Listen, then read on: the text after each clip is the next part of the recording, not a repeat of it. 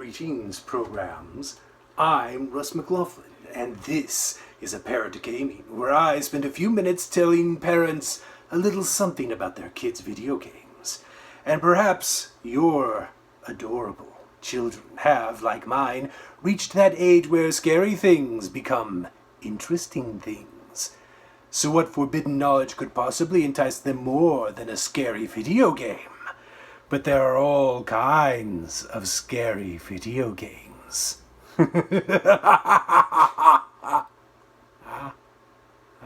Sorry, Dad. Mom told me to feed the cats.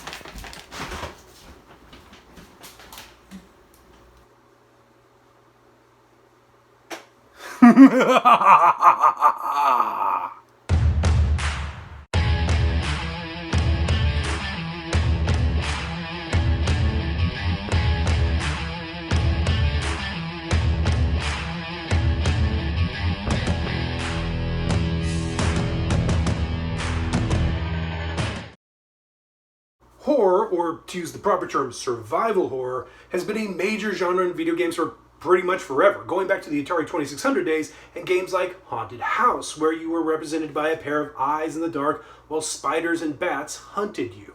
The eyes in Haunted House even animated to point in the direction you were moving in. Hey buddy, that was Bleeding Edge back in 1982. Okay, so that's not so spooky. But games like Haunted House did set some important precedents for what survival horror would become in later decades, which is, at a core level, something that deviates completely from the kind of power fantasies you normally experience in a video game, where you are typically the chosen one super soldier alpha person mowing down entire demonic alien terrorist armies in a hopeless battle that you actually win. An insane killer with a machete doesn't really create a sense of fear if you are a 9-foot cyborg warrior in combat armor holding a rocket launcher with infinite ammo, and so's the rest of your squad. And you do get a lot of horror-ish games like Days Gone, which has you taking down multiple zombie hordes single-handed, or Bioshock here, or Half-Life, which have horrific enemies and thick, creepy atmospheres. But survival horror as a genre is really more of a study in limitations. Your character is going to be very vulnerable. Their sanity might start to fail, resulting in a physical loss of control. You might not find any weapons at all, and what you do find is probably going to be old, not in very good shape. It'll probably break after just a few uses. In the highly unlikely event you actually have a gun, bullets are going to be scarce. And the fact is, they probably aren't going to do a whole lot against whatever is coming for you. There's even a decent possibility you'll be constantly hunted through the map by an enemy that can't be wounded or killed, and your only option is to run, hide, and hope they don't find you. Or, enjoy the spectacularly gory cutscene if they do. Some survival horror games go the other direction and cast you as the scary thing, whether that's a ravenous shark, a terrifying creature that's 90% teeth and tentacles, or even Jason Voorhees from the Friday the 13th movies, hunting down other players as they try to escape Camp Crystal Lake and mostly don't. But because of the interactive nature of games, you don't have the normal distance of watching a cast of pre-made murder victims getting picked off one by one. You are the one actively trying to avoid that sticky end. And the sophistication of writing, direction, and sound design easily meets or exceeds anything you're going to see up on a big screen, and that can have quite an effect. There are even some survival horror games that are available in VR, but you'd better really want that, because you're gonna get it. The end result being that a lot of survival horror games can get fantastically intense and are absolutely not intended for kids. But also some are, and odds are good that your kids have already heard of them and probably know a lot more about them than you do. Maybe you've heard the term FNAF. Some very savvy game designers have recognized that there is this preteen age where scary becomes kind of cool, and they've made gore-free, bloodless survival horror games that cater more to that age than, say, to ours. And one of the more successful franchises to capitalize on this is Five Nights at Freddy's, or FNAF. Five Nights at Freddy's is nominally set in a rundown Chuck E. Cheese where the animatronic characters are all murder robots stalking you through the restaurant at night.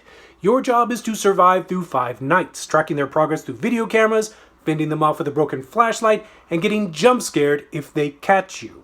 FNAF has built up a mountain of backstory and lore over the course of 10 games, but the real mystery is why your character keeps going back night after night to potentially get killed for minimum wage. Freddy's jump scares are pretty one-note, and my monsters went from absolute dread to boredom pretty quick. But FNAF has a lot of young fans who buy a lot of oddly cute toys based on its not-so-cute characters.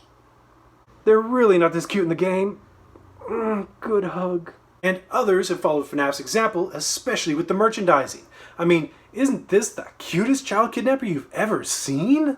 He's from Hello Neighbor, which takes an almost Hitchcockian rear window approach, casting you as a kid digging into your suspicious neighbor's activities. It's probably not a spoiler to say your suspicions are entirely justified. In fact, the back third of the game takes on an increasingly surreal tone as your grown-up self deals with the trauma of becoming one of his kidnappees. But despite that, Hello Neighbor is much more grounded in its fears, dealing with scary things that are well within the realm of possibility, whereas something like Bendy and the Ink Machine doesn't. Fingers crossed. Bendy traps you in a rundown animation studio, hunted by demonic versions of Steamboat Willie-style cartoon characters. Available for purchase. Bendy is probably the best of the bunch in terms of quality. It's also the most atmospheric and unsettling, which might make it the most cathartic when you finally defeat its genuinely disturbing creatures. And as counterintuitive as it might seem, these games are finding a very willing audience, particularly in the tween age range. They're mostly rated T for teen. Hello Neighbor is even a notch down from that at E10+. And that is not all. Oh no, that is not all. It's easy to find scary games all over Roblox too. One of its most popular games, Piggy, is about fleeing through dark hallways to escape before you're killed by the baton-wielding title character. But you can also find games there featuring horror icons like Slender Man or Pennywise from It. One of my monsters once woke up at 3 a.m. because he had a nightmare about The Predator, a movie I guarantee you he has never seen. But when I quizzed him on it, at 3 a.m. in the morning trying to make some kind of sense out of a senseless and chaotic world, it turned out there was a Predator skin for one of the characters in one of the games he was playing. Damn you, video games! What I'm saying is this stuff's gonna be tough to avoid, and maybe you shouldn't? Look, you know your kids, you know what they can take, and you're going to be the one that's up at 3 a.m. if you're wrong. But a sudden interest in scary stuff is probably not a weird coincidence. As parents, we are constantly telling our kids where to go and what to do and when to do it, so it shouldn't come as a shock if they feel powerless. And survival horror games can be a good way for kids to teach themselves how to deal with feeling powerless, while still being completely safe. Because in a game, fear becomes a problem to solve, and games like Bendy and Hello Neighbor have you directly confronting an object of fear and finding ways to overcome it. You come out the other side stronger. There's a lot of appeal in that.